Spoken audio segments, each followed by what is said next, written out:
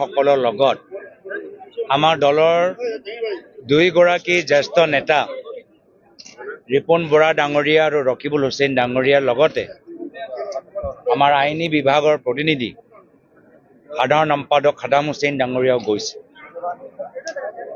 আৰু তেওঁলোকে দুয়োজনে অসমৰ পক্ষত সেই মিটিঙৰ ভিতৰত ৰাখিলে আমাৰ কিছু আলোচনা পিছত গৈ হ'ল আৰু আমি এতিয়া যি বুজি পাইছোঁ যে মুখ্যমন্ত্ৰী হিমন্ত বিশ্ব শৰ্মা ডাঙৰীয়া নিজৰ গাদী বচাবলৈ UP আৰু বিহাৰৰ পৰা মানুহ ইম্পৰ্ট কৰিবলৈ বিচাৰে।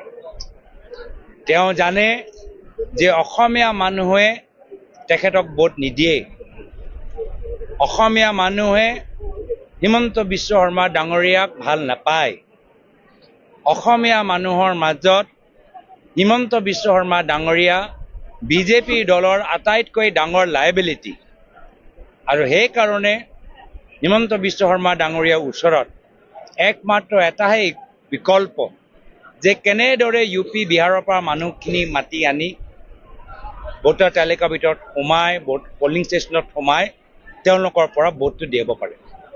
এই ক্ষেত্ৰত অসমৰ ৰাইজ সজাগ হ'ব লাগিব, ৰাজনৈতিক দলবোৰ সজাগ হ'ব লাগিব, বিভিন্ন দল সংগঠনবোৰ সজাগ হ'ব লাগিব, সাংবাদিকসকল সজাগ হ'ব লাগিব। অসমক ভাল পোৱা আৰু অসমীয়া লোকতন্ত্ৰ পক্ষত যিসকলে বিশ্বাস কৰে, নিজৰ ভোটৰ মূল্য যিসকলে ৰক্ষা কৰিবলৈ বিচাৰে, আমাৰ সকলৰ সামূহিক দায়িত্ব যে অহা বিধানসভা নিৰ্বাচনত অসমৰ মানুহে ভোট দিব, ভাৰতৰ বেলেগ ৰাজ্যৰ পৰা অহা কোনো মানুহে ইয়াত ভোট দিব নোৱাৰে। এই ক্ষেত্ৰত আমি নিজৰ দলৰ ভিতৰত কিছু আগৰ পৰাই কাম আগবঢ়াই গৈছোঁ আৰু আগন্তুক দিনত আৰু তীব্ৰ গতিৰে আমি কামখিনি আগবঢ়াই লৈ যাম। সেই একে শপত আজি আমাৰ ধুবুৰী জিলা কংগ্ৰেছৰ কাৰ্যালয় উন্নতিকৰণৰ ক্ষেত্ৰত যি সভা আয়োজন কৰা গৈছে, সেই একে শপতটো আমি লৈছোঁ যে শপতৰ ভিতৰত জুবিনদাৰ দৰ্শনৰ বৰ অসমৰ প্ৰতি আমি যে দায়বদ্ধ, আমি যে এই অসমখনক আমি বচাব লাগে, অচিনাকি শক্তি বা নেদেখাৰ শক্তিৰ বিৰুদ্ধে আমি যুঁজিব লাগে আৰু অসমৰ আমাৰ একতা, আমাৰ মাজত সম্প্ৰীতি বচাই ৰাখিব লাগে, গছ গছনি প্ৰকৃতি বচাই ৰাখিব লাগে, সেই শপতটো আজি আমি ল'বলৈ সক্ষম হৈছোঁ। সংগঠনৰ প্ৰতিনিধিসকল তাত অখিল গগৈ ডাঙৰীয়াও আছিল। আমি সকলোৱে আমি নিজৰ মাজত আলোচনা কৰোঁতে আমি এটা কথা আমি একমত হ'লোঁ যে আমি ক্ষমতা বা নিৰ্বাচন কিয় জিকিবলৈ বিচাৰিছোঁ? নিজৰ বিধায়কৰ সংখ্যা বঢ়াবলৈ নহয়, নিজৰ ৰাজনৈতিক ক্ষমতা বঢ়াবলৈ নহয়, অসমৰ ৰাইজক নিৰাপত্তা দিবলৈহে আমি আগন্তুক নিৰ্বাচনৰ বাবে আমি একগোট হৈছোঁ। তো আমি কেনেদৰে আগবাঢ়ি যামগৈ সেই বিষয়টো বহুত গুৰুত্বপূৰ্ণ। কিয় ভিতৰত যি আমাৰ আলোচনা হ'ল, য'ত আমাৰ সকলৰ একমত আছিল, তাৰ পিছত গৈ 2 দিনৰ ভিতৰত অখিল গগৈ ডাঙৰীয়া দিল্লীত গৈ তেওঁলোকৰ স্থিতিটো সলনি হৈছে, এয়া তেওঁহে জানিব। কিন্তু 12 তাৰিখত আমি যিখিনি কথা আমি পাতিছিলোঁ, এই কথাতে আমি অটল যে আমি সকলোৱে আমাৰ দায়িত্ব যে মাত্ৰ কাৰোবাক গুচাব লাগে, কাৰোবাক আঁতৰাব লাগে সেয়া নহয়। আমাৰ চৰকাৰ অহাৰ পিছত অসমৰ জ্বলন্ত সমস্যাৰ সমাধান কৰিবলৈ বাবে আমাৰ ওচৰত কি পৰিকল্পনা, সেই পৰিকল্পনা নিজৰ মাজত আলোচনা কৰাৰ পিছত ৰাজহুৱা কৰাটো আমাৰ প্ৰথম কৰ্তব্য।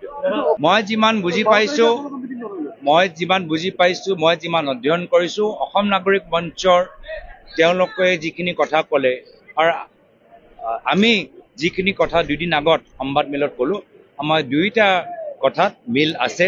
আমি দুয়োটা দল সংগঠনে আমি একেখিনিয়ে কথা কৈছোঁ যে কেমেৰা আঁতৰত আমি নিজৰ যিখিনি কথা আমি পাতিলোঁ, এইখিনি কথা এটা সম্পূৰ্ণ হৈ যোৱা স্থিতিত লৈ যাব লাগে।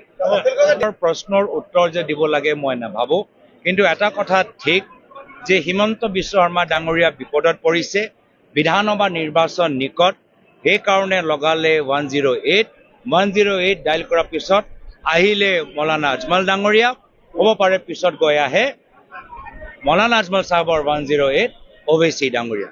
কিন্তু অসমৰ ৰাইজে, অসমীয়া মানুহে ভোটটো দিব আৰু BJP দলটোক হিমন্ত বিশ্ব শৰ্মা ডাঙৰীয়াক পৰাজিত কৰে। ধন্যবাদ। ক'ব লাগে মই ক'লো।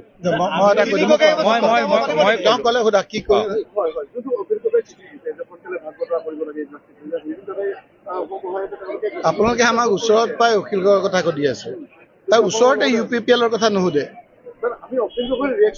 আমি UPPL কথা বিচাৰিছো যে আমাৰ লগততো এতিয়ালৈকে এলায়েন্সৰ প্ৰক্ৰিয়া চলি আছে। UPPL লগত ফৰ্মেলি আপোনাৰ চৰকাৰ আছে, তাৰপিছত UPPL লগত থকা আপোনাৰ BPF লগত কৰিছে, কোনো নুসুধে। আজি যে AGPয়ে যে কৈ আছে যে আমাক গোটেইবিলাক চিট লাগে, চৰকাৰ আছে, এবাৰো হিমন্ত বিশ্ব শৰ্মা ডাঙৰীয়াক নুসুধে যে এই বিষয়ে আপোনালোকৰ AGPৰ লগত স্থিতি কি। সুধিলে আপোনাক ক'ব আপুনি কোনটো চেনেল, আপুনি বাৰু কোনটো চেনেল নাজানো, ৰঙাটোৰ মানে অলপটো কথাটো আছেই। গতিকে তেওঁক কোনো নুসুধে, আমাক আজি সুধে। আমি ইমান ধুনীয়াকে আপোনালোকৰ বিপদত পৰিছে, আমি বিপদত সকলোকে উদ্ধাৰ কৰিব গৈ আছো, আমাক সহায় কৰিব লাগে।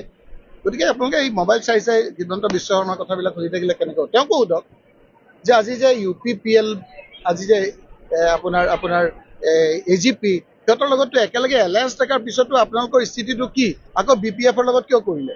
BPFৰ লগত আপোনালোকে এৰি দিলে নেকি? AGPয়ে যে কৈ আছে যে আমাক ইমান চিট লাগিব, সেইবিলাকক এৰি দিলে নেকি? চিট শ্বেয়াৰিং হৈ গ'ল নেকি? আমাক কৈ আছে চিট শ্বেয়াৰিং কথা, তেওঁলোকে সুধিব লাগে। Thank you. আমি যিদৰে সঠিকভাৱে আগবাঢ়ি গৈছো, বিজেপি দল আমাতকৈ কেইবাবাৰ মানে বহুত খোজ পিছত আছে। আমিতো সকলোকে মাতিছো, তেওঁলোকে মাতকচোন UPPL আৰু BPFক একে মঞ্চত। তেওঁলোকে NDA মিটিং কৰক, BPF আৰু UPPL একে মিটিং মাতক।